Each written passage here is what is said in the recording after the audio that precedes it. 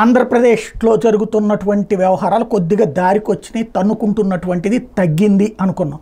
కాకపోతే మళ్ళీ వెంటనే తాడిపత్రిలో జరిగిన అరాచకంతో ఇది ఆగేది కాదు, ఈ రావణ కాష్టను రగిలించుకుంటూనే ఉంటారనుకున్నాం. మొన్ననే చాలాసార్లు చెప్పుకున్నాం, తెలంగాణ చాలా హాయిగా ఉంది, వాళ్ళు ప్రశాంతంగా ఉన్నారు, విమర్శించుకుంటున్నారు, లేకపోతే అసెంబ్లీలో చర్చించుకుంటున్నారు, అంతా బాగానే ఉంది, ప్రజాస్వామ్యయుతంగా జరుగుతుంది. ఇప్పుడు అక్కడ ప్రజాస్వామ్యం చచ్చిపోయింది. తాజాగా దాడులు, ఎవరైతే ఇప్పుడు రాష్ట్ర వ్యాప్తంగా రైతులకు సంబంధించినటువంటి రుణమాఫీలో 45 లక్షల రూపాయలు 45,000 కోట్ల రూపాయలు అవుతుందని చెప్పినటువంటి రేవంత్ రెడ్డి 18,000 కోట్లు ఇచ్చి ఇంకా మిగతా వాళ్ళకి ఇవ్వలేదు అన్నటువంటి పాయింట్ను రైట్ చేస్తూ ఉద్యమించినప్పుడు ఎవరివ్వలేదో చెప్పండి అన్నారు, చెప్తారు, అది చూపెడతాం లెక్కలు అన్నారు.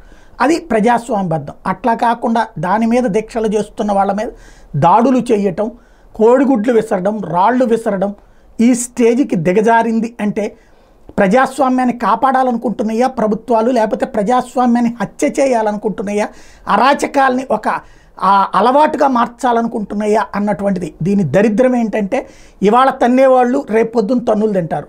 ఇది చాలా ప్రమాదకరమైంది అన్నది అర్థం కావట్లేదు.